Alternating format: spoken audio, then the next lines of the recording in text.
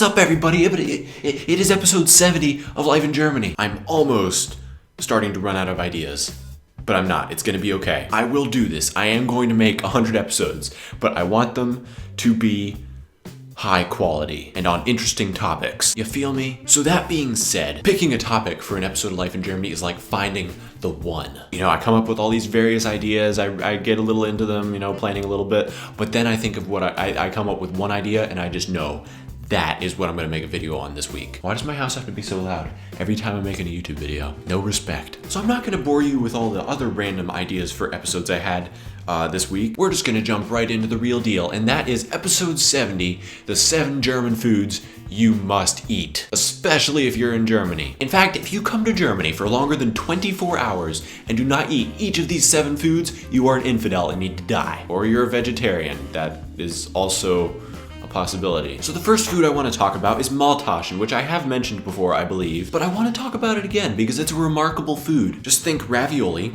supersized, made into square rectangle shapes instead of the curly things, and then filled with meat. Not that cheesy, tomatoey Italian stuff, no. Maultaschen are filled with meat. Now, Maultaschen comes from 2 words, Maul and Taschen, go figure. Maul meaning mouth, except it's usually used to refer to an animal's mouth. So if you say Halt's Maul, that's a really offensive way to tell someone to shut up. Not that there's a non-offensive way to tell someone to shut up. And Taschen meaning pockets or bags. So the 2 most common explanations for the word Maultaschen is that it either means a sack of animal feed because it's a big hunk of meat wrapped in a noodle, or it could refer to a swelling in your face because you got slapped really hard. And the fun fact behind Maultaschen is that Catholics invented it so that in times when they weren't supposed to eat meat, they could do it anyway, because since it's covered by a noodle, supposedly God can't see it.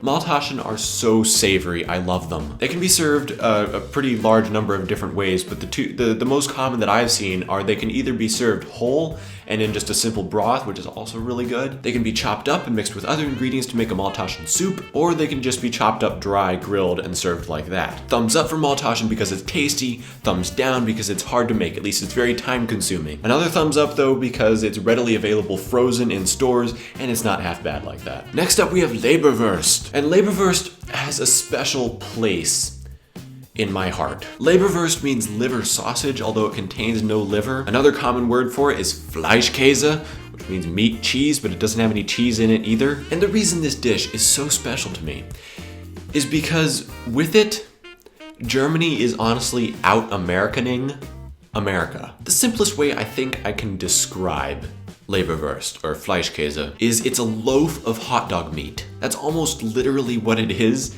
and it's pretty much what it tastes like too. And they just cut slices off this thick and serve it to you like that. Thumbs up for Fleischkäse because it is a loaf of hot dog meat. Need I say more? Thumbs down for Fleischkäse because it is a loaf of hot dog meat. Need I say more? Hashtag them calories though. Okay, something I failed to mention at the beginning of this video that I should probably go ahead and say now is that, I'm gonna have a pretty significant Schwäbisch, Bayerisch, Southern Germany bias in this video. So I try to keep the stuff in this list from being too regionally particular, but that's only gonna work to a certain extent, and I'm sorry. I honestly have yet to delve into the cuisine of Northern Germany for the most part. So the next 3 things on my list were the 3 things I made in my Chef Dirt videos.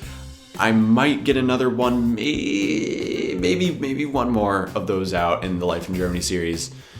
We'll see. But yeah, those 3 respectively were Kartoffelsalat, Spätzle, and Frikadellen. If you haven't seen those videos, I suggest you go watch them. I know that sounds really stuck up of me, but they were some of my favorite videos to make, and apparently they're some of the most loved videos from the whole series so far. So yeah, in the first one I made Kartoffelsalat, literal translation, potato salad. I love this stuff. I almost always order it as a side when I go out to eat. It's so wonderful. Only problem is it can be prepared like 1.5 billion different ways. It varies a lot from region to region, but even just, various restaurants in the same area can have different styles. For example, here in the South, it's almost exclusively oil and vinegar based, whereas in the North, they use mayonnaise. And if you want to get a Northern German and a Southern German in an argument that may end in a fight to the death, just ask them how they think Kartoffelsalat should be prepared. Works every time. Another thing that can vary is just the temperature at which it's served. A lot of people serve it cold, which is how I prefer it. Supposedly, traditionally, it's served at room temperature. It's okay.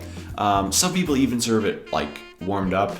I'd much rather have it cold. I mean, just chilled, you know? It's this lovely mix of chopped up potatoes and onions and herbs and spices, and it's delightful. As far as Swabian food goes, it's the love of my life. Thumbs up for Kartoffelsalat because it's absolutely perfect. Thumbs down because, oh, who am I kidding? There is no thumbs down because it's perfect. Then I made Spätzle, which did not turn out well. The way it's most commonly described is just as German mac and cheese. It is different though. I like it better than most mac and cheese I've had in my time. Only problem with Spätzle is that it's one of those dishes, maybe much like mac and cheese, it's one of those dishes that can be really good or really bad. And what good or bad is will obviously depend on your personal taste. I went to this one restaurant where they had really good Spätzle, but it was so cheesy, and I got a whole plate of it, and I couldn't eat but a third of it because the cheese was just overwhelming and threatened to take over my life. I had to go into cheese rehab after that. It was terrible. Thumbs up for Spätzle because it's pretty good. Thumbs down because you could end up in cheese rehab or just lame food rehab. You just gotta be careful. Find a place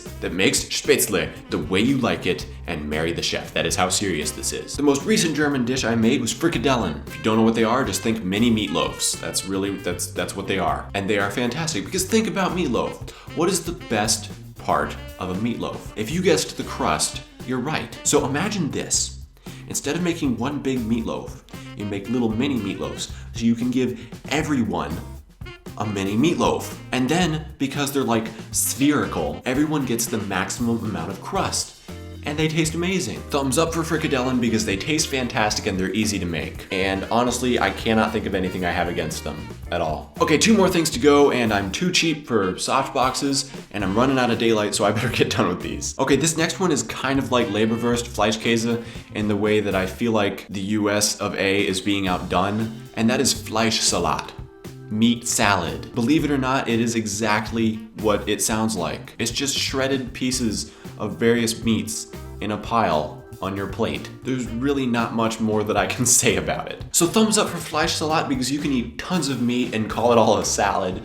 Thumbs down because it's kind of weird. All right, so last one, and I know Germans will probably head desk at me bringing this one up of all things because it's just so obvious. And that, my friends, is Wurst. Yeah, everybody knows that Germany does Wurst, but what I don't think a lot of people, especially Americans, know is that depending on who you ask, there are anywhere from 500 to 1,500 different types of Wurst in Germany. There's Bratwurst, there's Rotbratwurst, there's Blutwurst, Schwarzwurst, Currywurst, Weißwurst. The list goes on forever. Just let this one sink in for a second. When in Germany, you could live off a different type of Wurst every day for over 4 years. That is a lot of Wurst. And it's not as if they're all the same. No, there are some very exotic, I don't know if I'd use the word exotic, but there are some very unique Wursts out there. Just go to your local butcher and you can pick up something extra special. I personally believe Germany is home to some of the finest meats in the world. It's so good. The Wursts are just as diverse as the beer is. Like every little town